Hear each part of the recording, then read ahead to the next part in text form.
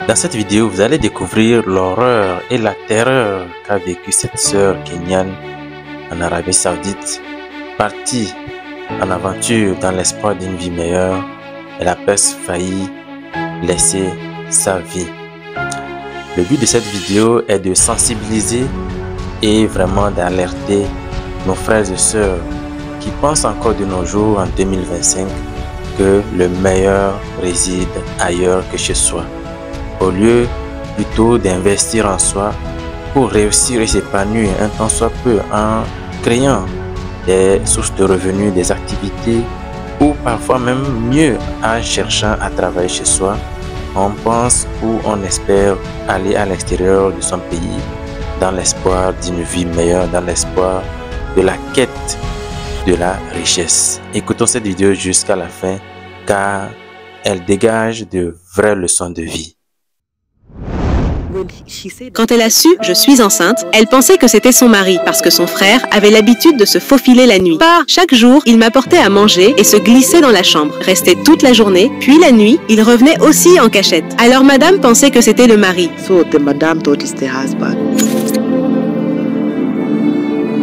Une femme qui a quitté sa maison pour construire une vie meilleure à l'étranger a été piégée comme travailleuse du sexe dans un pays où personne ne la connaissait.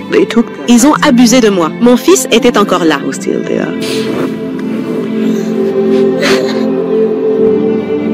Elle était misérable là-bas, et les gens autour d'elle ne faisaient qu'ajouter à sa souffrance. Lors d'un rare bonjour, elle a finalement réussi à s'échapper de ce pays cruel. Mais le pays lui a pris son fils. Oui, vous avez bien entendu. Elle a dû laisser son fils derrière en échange de sa liberté. Maintenant qu'elle peut enfin respirer, son esprit reste piégé, hanté par les pensées de son enfant. Un fils qui n'est pas né de la manière habituelle. Une fois que vous découvrirez la vérité sur ce qui est arrivé à cette femme, vous ne verrez plus jamais le monde de la même façon. J'espère que tu vas bien là où tu es. Cette vidéo ne sera pas facile à regarder.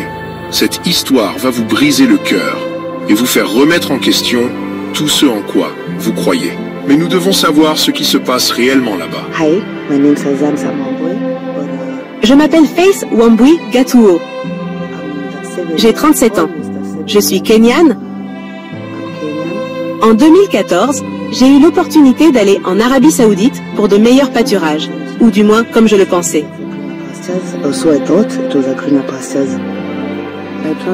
J'ai voyagé avec un agent véreux apparemment. Malheureusement, je l'ai appris plus tard. Quand je suis allée en Arabie Saoudite, j'étais naïve. Je ne comprenais pas bien les règles du pays. Je ne savais pas ce qu'ils attendaient de moi parce que je n'avais reçu aucune formation. Alors, je suis arrivée dans ma première maison avec un très bon patron. Le patron était une très bonne personne. Et la femme,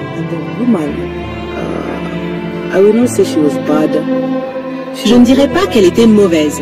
Elle n'était mauvaise que parce qu'elle refusait de me donner à manger. J'avais vraiment faim. Je travaillais de nombreuses heures. Et j'avais vraiment toujours faim.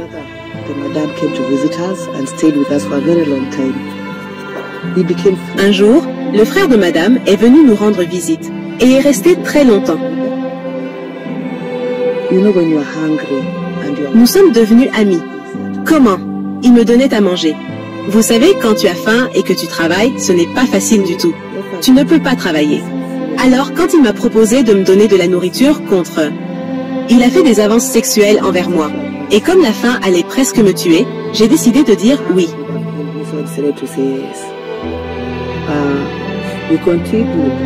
Nous avons continué quelque temps jusqu'à ce que je tombe enceinte. Les choses ont empiré. Un jour, madame est venue me dire « Zamzam Faith ». Mais à ce moment-là, j'étais Faith.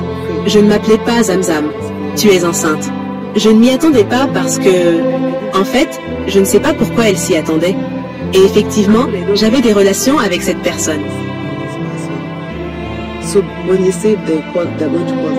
Alors, quand ils ont dit qu'ils allaient appeler la police et les sœurs, ce frère m'a dit qu'ils allaient me tuer, alors j'ai fui. Il m'a donné 200 rials et m'a montré la porte de derrière par laquelle je devais sauter. Et j'ai sauté. j'ai vraiment sauté et je me suis enfuie. Et c'est là que mon calvaire a commencé. J'étais enceinte de presque 4 mois, sans endroit où rester dans un pays étranger. Et dehors, j'ai cherché un abri dans un supermarché où il y avait un agent de sécurité kenyan. Il m'a aidé. Il m'a emmené auprès d'autres dames kenyanes appelées Dalala. Les Dalala sont des personnes qui t'hébergent lorsque tu as fui ton employeur et que tu n'as nulle part où aller. Elle m'a hébergée, mais je pensais que c'était par bonne intention. Mais je ne savais pas où j'avais été emmenée. C'est là qu'on dit « de la poêle dans le feu ». J'ai vraiment été brûlée.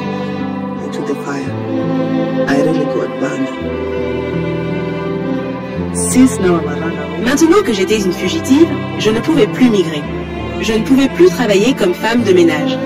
Elle devait donc me chercher d'autres emplois, ce qui voulait dire que je devais devenir prostituée alors que j'étais enceinte. J'étais enceinte et je faisais quelque chose que je n'aurais jamais imaginé faire.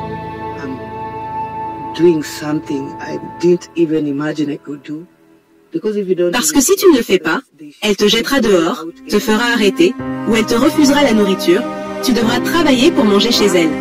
Alors, nous avons travaillé là-bas pendant un certain temps jusqu'à mon jour d'accouchement.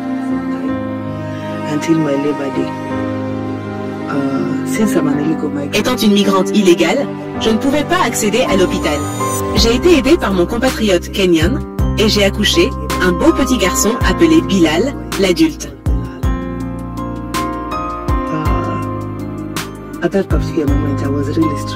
À ce moment-là, ce n'était pas facile et j'étais vraiment stressée. J'avais l'option soit de le tuer. En fait, le tuer était la seule option que j'avais à ce moment-là. Parce que je suis dans un pays étranger avec un bébé. Et je faisais un travail que je n'aurais jamais imaginé faire.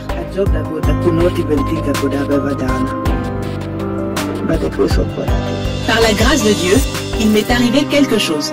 Je ne sais pas ce qui s'est passé. J'ai marqué mon bébé avec une lame de rasoir pour pouvoir le reconnaître quand je le laissais à la crèche. On appelle ça une crèche. Ce sont des endroits où tu déposes les bébés, ils sont pris en charge pendant la journée et tu viens récupérer ton bébé la nuit. Alors, j'ai accouché. Il y avait une madame, elle s'appelait Damaris. Elle ne m'a vraiment pas donné le temps de me reposer. Je ne vais pas mentir parce que la deuxième semaine, mon bébé avait besoin de couches. Il fallait manger et je devais encore payer le loyer. Comment faire? Je devais travailler. Et aussi, le travail que je devais faire, je devais à nouveau vendre mon corps. Donc 2 semaines, je n'étais même pas encore guérie. Oui, je suis retournée travailler. Je dirais qu'1 an plus tard, je n'en pouvais plus. Et j'ai décidé de sortir avec mon bébé, chercher de l'aide pour rentrer chez moi. C'est pourquoi je suis allée voir les gens de l'ambassade.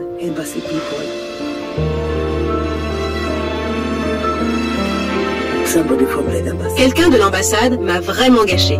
Ils m'ont dit d'aller chercher des papiers, d'aller chercher de l'argent. Ils allaient m'aider à obtenir des papiers pour que je rentre chez moi avec mon petit garçon. Chaque jour, c'était une nouvelle histoire. Chaque jour, on me prenait de l'argent. Pendant la première année, la deuxième année. Au cours de la deuxième année et demie, je travaillais toujours comme prostituée. Mais maintenant, je travaillais seule. J'étais devenue très mauvaise dans ce métier. Je connaissais des gens à cette époque, donc j'étais ma propre patronne. Alors un jour, un client, je vais l'appeler client parce que c'était un client, m'a appelé. C'était un bon client qui payait bien, donc quand il appelait, je courais, je ne réfléchissais pas 2 fois. Il m'a dit de revenir dans son pays, d'aller le voir.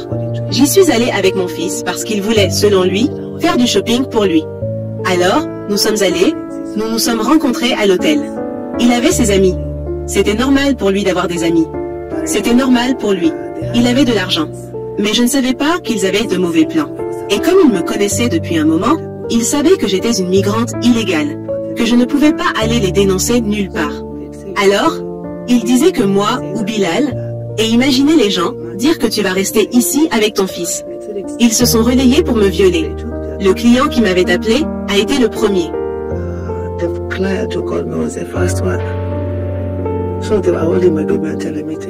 Il tenait mon bébé et me disait de m'asseoir derrière et de laisser le bébé. Est-ce que c'était moi? Je ne m'en suis pas trop rendu compte. On n'a pas eu ce qu'on appelle des soins après coup, des médicaments ou autres. Puis j'ai réalisé que j'étais enceinte à nouveau, mais je ne savais pas vraiment lequel d'entre eux en était responsable. Parce que maintenant, je devais trouver un moyen de rentrer chez moi.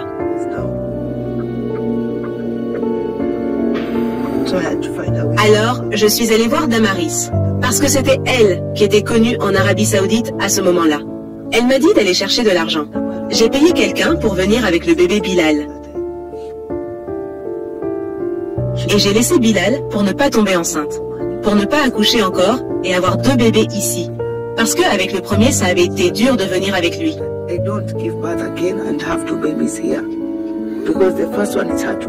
Je l'ai fait. J'ai cherché de l'argent pendant presque 3 ou 4 mois. Je suis allée au centre de déportation parce que l'ambassade ne voulait pas me prendre. Et j'ai laissé Bilal avec Damaris selon notre accord.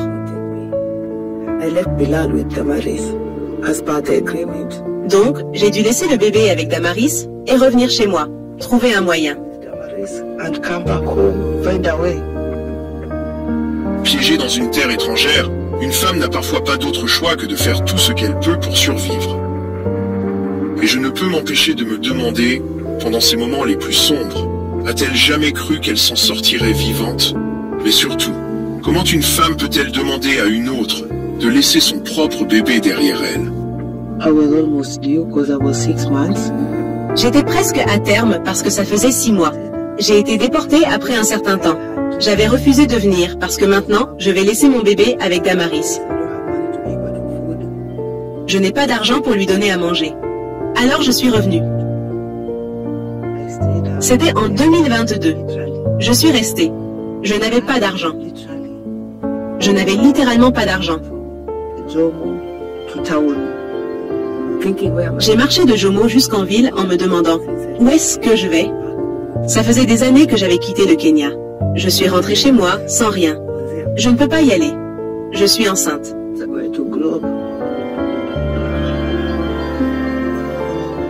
C'était le temps de rester là. Je connaissais quelques gens de la rue. Je savais comment ils fonctionnent. Avant d'aller en Arabie Saoudite, ça allait bien. Je suis juste partie chercher de l'herbe plus verte. Alors je connaissais un endroit où c'est plus sûr dans la ville. Tu les connais juste et tu sais qui dirige la zone. Tu dors avec cette personne et ça va. Tu es en sécurité maintenant. C'est comme ça que je suis restée là un moment. Presque un mois. Un ami à moi, il m'a vu. Il est venu dire à un autre de ses amis qui me ressemblait avant. Il m'avait vu en ville. C'est comme si je n'allais pas bien. Alors, ils sont venus me suivre là-bas et il m'a dit « On parle. Je vais t'épouser tout de suite. » Et c'est pour ça qu'on s'est mariés. On a eu notre premier niqab avec lui. Oui, et il m'a prise de là. On est allé à la mosquée et on a été unis. On a eu notre petit niqab parce qu'on est musulmans.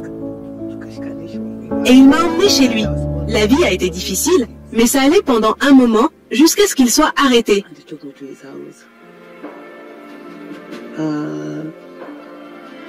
Il était un racoleur. Et tu sais, le racolage est illégal. Alors, ils l'ont arrêté pour un moment. Mais on avait une maison. La bonne chose, c'est qu'on avait une maison.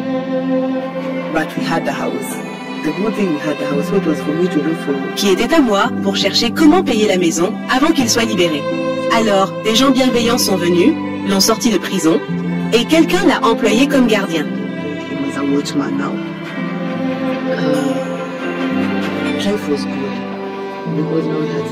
La vie était bonne parce que maintenant on avait un salaire. Le bébé est là. Ce n'est pas le sien, mais il aimait vraiment le bébé. C'était une bonne personne.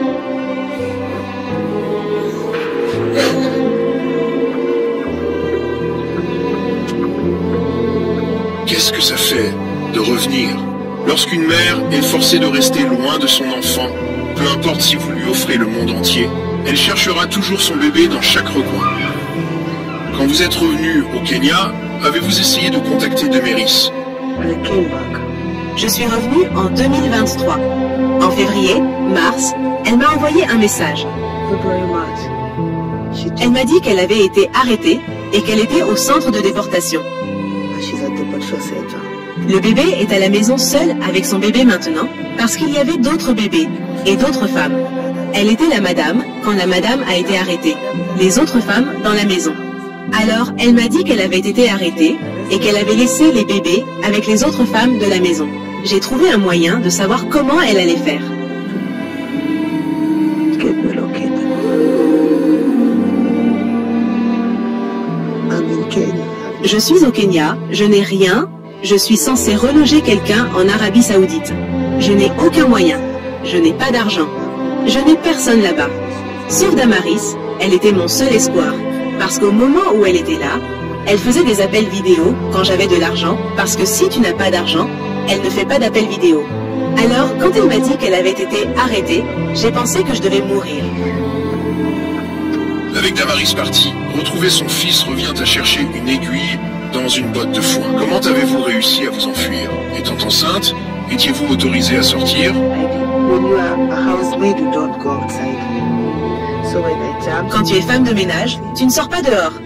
Alors, quand j'ai fui, j'ai pris un taxi et je suis allée au premier supermarché appelé Panda. I was told to go back to where I had come from and I had no trace. Même si on me disait de retourner d'où je venais, je ne pouvais pas retrouver le chemin. Because they have the passports, they are going to be called. Je pensais qu'au centre de déportation, puisqu'ils avaient les passeports, ils allaient m'appeler pour que la maison vienne me chercher, mais ils ne sont jamais venus. Ils n'ont même pas dit que j'étais partie en fuite. When they did come, they didn't even say I ran away. Avez-vous d'autres enfants? Yes, I J'ai une fille, elle s'appelle Zainab,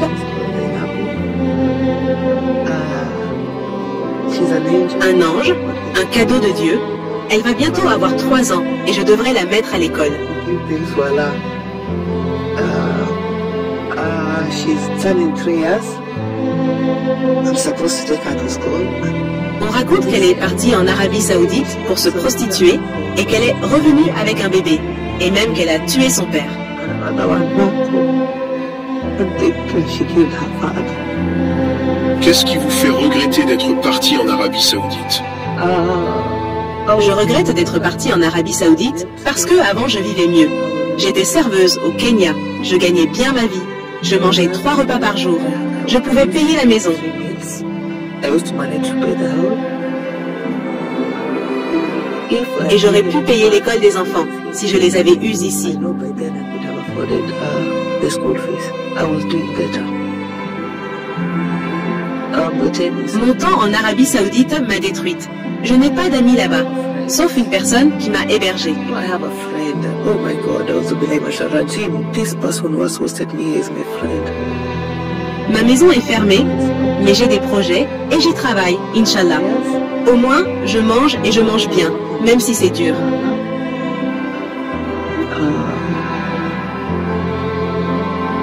At least I'm having a mission. Je savais que je devais partir avant que mon séjour dépasse la limite. But you know, you don't overstay your stay. So I'm really trying to. Je fais des efforts pour gagner de l'argent, payer la maison et retourner chez moi. I pay the house and go back to my house. You know, in your house, even if you're sleeping. Car chez toi, même si tu as faim, personne ne le sait. Mais chez les autres, tu redeviens la femme de ménage. Ce qui n'est pas digne, surtout à mon âge. You become the housemaid again. Right? You become the housemaid again. It's not decent considering my age. Je suis partie en Arabie Saoudite avec de grands projets, pensant revenir pour faire quelque chose de grand, mais ça n'a pas marché. Je suis revenue misérable, déçue et fauchée. But it did happen. I came back miserable, disappointed, broke. On dit souvent qu'il faut d'abord se méfier des siens. Quand vous avez annoncé au père de votre premier enfant que vous étiez enceinte, comment a-t-il réagi? One day, hunger really took me. Un jour, la faim m'a vraiment terrassée. Je me suis évanouie. Quand je me suis réveillée, c'était lui qui me regardait et m'a dit « Dis-moi ce qui ne va pas ». Je lui ai dit que je ne mangeais pas, alors il est parti. KFC, pizza, cold Tu peux imaginer quelqu'un d'affamé à qui on achète du KFC, de la pizza et un soda bien frais? Il m'a vraiment touchée. J'avais très faim. C'était une compréhension mutuelle, mais ça a pris une autre tournure, au point que je suis tombée enceinte. Il venait peut-être les mercredis et vendredis. Alors, je savais que le vendredi, je pouvais manger à ma faim, manger toute la journée et bien manger. Plus qu'ici, je serais rassasiée. Ma madame était très difficile avec la nourriture. J'aurais aimé qu'elle soit aussi bonne avec la nourriture parce que j'ai vraiment travaillé dur pour elle et elle ne m'a jamais payé.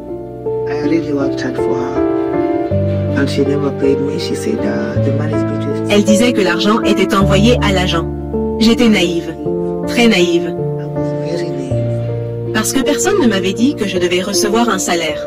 Alors, quand il disait qu'il l'avait donné à l'agent, je les croyais. Votre patronne savait-elle que vous étiez amoureuse de son frère? Non.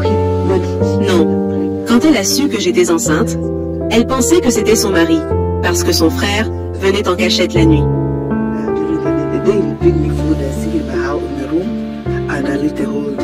Chaque jour, il m'apportait à manger, venait en cachette dans la chambre et restait toute la journée. Puis la nuit aussi, il venait en cachette. Alors, la madame pensait que c'était son mari. Elle ne savait pas que c'était le frère.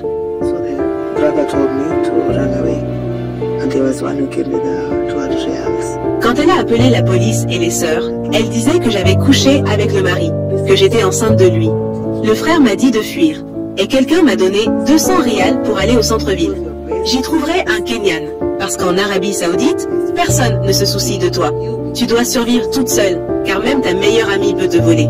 Ta meilleure amie peut te tuer à cause de l'argent. C'est vraiment dur, je te le dis. En Arabie Saoudite, c'était vraiment dur, surtout si tu es une migrante sans papier. Et c'est encore plus dur quand tu as un bébé.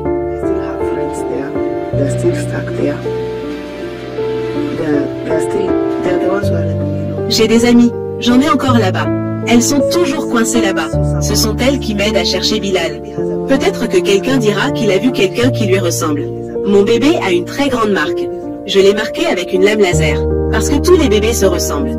Ils se ressemblent tous. Et des gens volent des bébés. Des gens volent les bébés des autres. Alors j'ai marqué le mien. Même si je le vois maintenant, je le reconnaîtrai. Et je prie vraiment.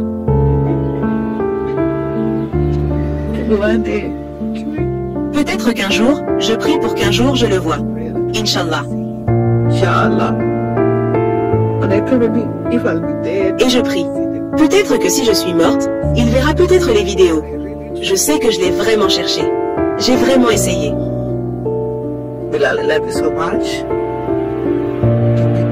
Bilal, je t'aime tellement. Tu es le meilleur garçon. Tu as un frère et une sœur. Peut-être qu'un jour, tu pourras les rencontrer. J'ai appelé Georges Gatouo et j'ai une autre Zainab. Je prie vraiment que quand nous nous rencontrerons, ce sera dans de bonnes conditions. Et que tu sois en bonne santé, mon petit garçon.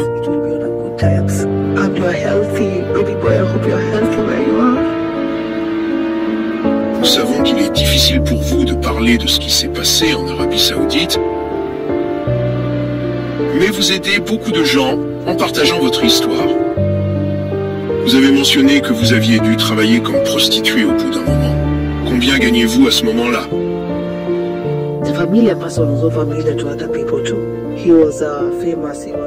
La personne familière était aussi connue par d'autres personnes. Il était célèbre. C'était cette personne riche dans la rue. Donc, quand c'est ton client, il paye bien. Je gagnais pas mal d'argent parce que j'avais réussi à récolter assez d'argent pour mon billet et celui de Bilal pour les passeports.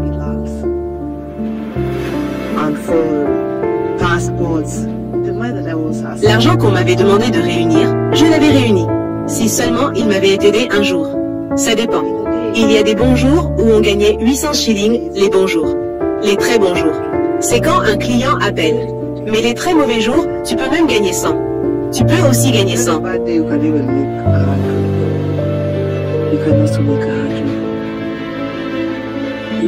Tu peux gagner 100 000. Les très mauvais jours.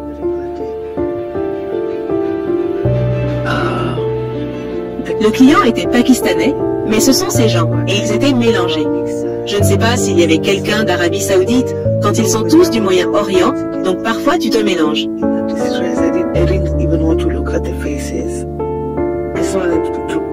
Just get that and go. J'étais en détresse. Je ne voulais même pas regarder leur visage.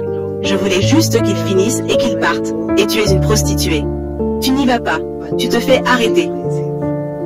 And you must know somebody who has an Ikama, an ID card. Ceux qui savent où tu vas, mais ils sont très chers. Et tu dois connaître quelqu'un qui a un revenu ou une carte d'identité pour pouvoir accéder à un hôpital. Même s'ils vont, il faudrait te déduire. Tu vas mourir. J'ai vu des gens mourir. J'ai vu des gens mourir et j'étais au plus bas. Je voulais juste rentrer à la maison. Donc, quand je suis rentrée chez moi et que j'ai raconté à Madame de Méris ce qui s'était passé, c'est elle qui m'a dit de rentrer chez moi et d'être en sécurité. C'est plus sûr. Alors, quand je suis retournée chez moi, elle est devenue à nouveau ma madame, je suis redevenue son esclave. C'est elle qui a eu l'idée que je laisse le bébé et que je revienne enceinte, au lieu de donner naissance à deux et partir avec deux.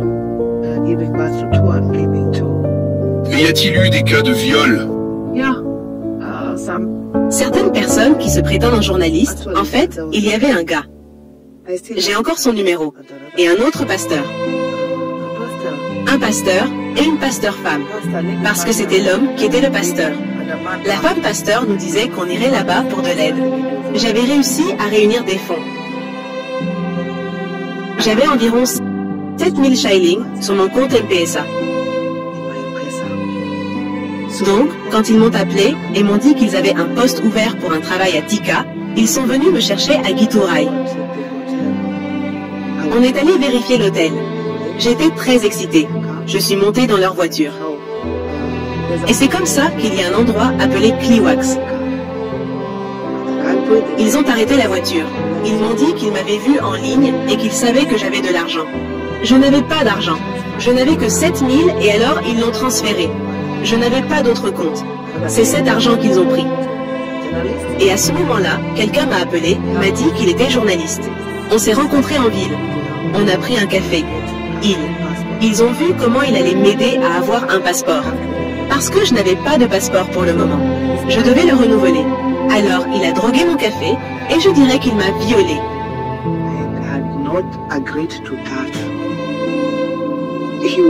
C'était un viol. Je n'étais pas d'accord.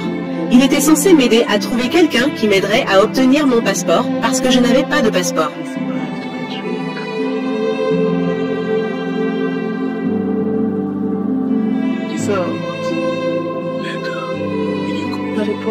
Je ne l'ai pas dénoncé. Vous connaissez le Kenya? En fait, je suis allée dire à quelqu'un. Quelqu'un que je connais m'a violée. Parce que c'était un viol. Et on m'a dit d'aller laver le linge chez lui. Je lave le linge.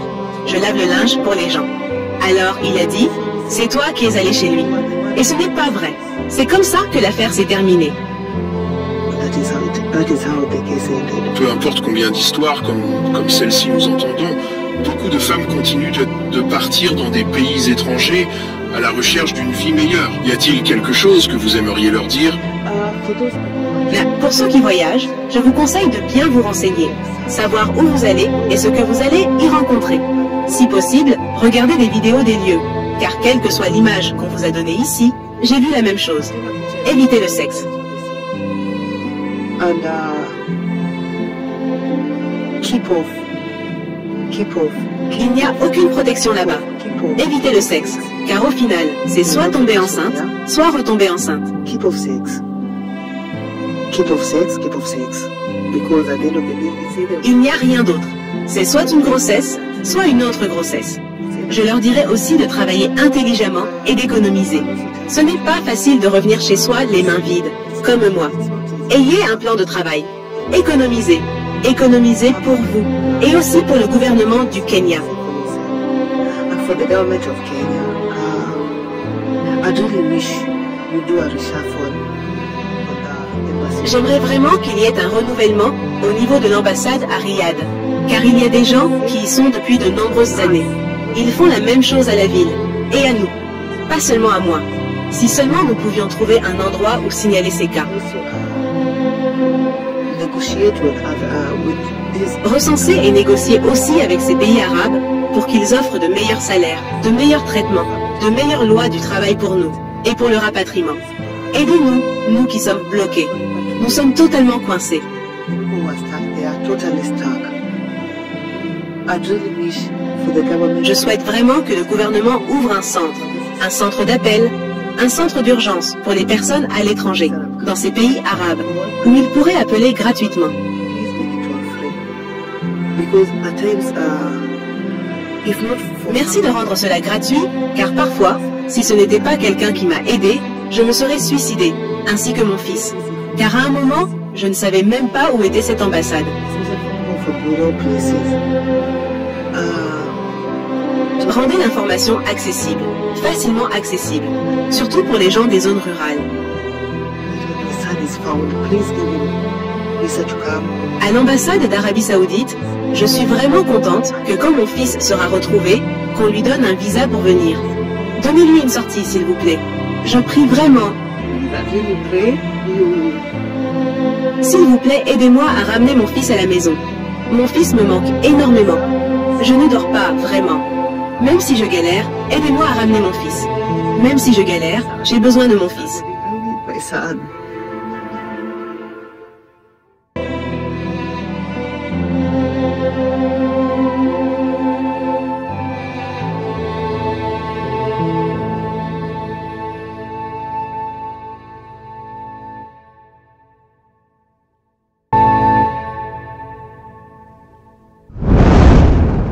À travers cette histoire de notre sœur kenyane, nous pouvons tirer plusieurs enseignements, parmi lesquels il est évident que on peut vivre et réussir là où on vit et on réside. Parfois, il faut juste regarder de plus près notre environnement et pouvoir découvrir les astuces, de pouvoir découvrir les opportunités, de pouvoir découvrir les chances à saisir afin de bâtir, afin d'investir en soi-même pour réussir et s'épanouir. Et l'autre enseignement qu'on peut tirer, c'est de faire beaucoup attention aux agences qui se chargent ou qui font parfois l'intermédiaire entre les recruteurs et les victimes, si je peux le dire ainsi, parce que cette sœur a été victime de trahison, elle a été manipulée puisque ces derniers savaient bien et bien dans quelle situation elle se retrouverait une fois arrivée à destination. C'est le moment ici, encore une fois, de dire qu'il est important de faire des recherches, de s'informer avant de se lancer dans des aventures migratoires, surtout lorsqu'il s'agit de l'immigration irrégulière et encore plus l'immigration régulière, parce que parfois on est tenté, parce que parfois on peut découvrir des surprises une fois arrivé à destination. Merci d'avoir écouté la vidéo jusqu'à la fin.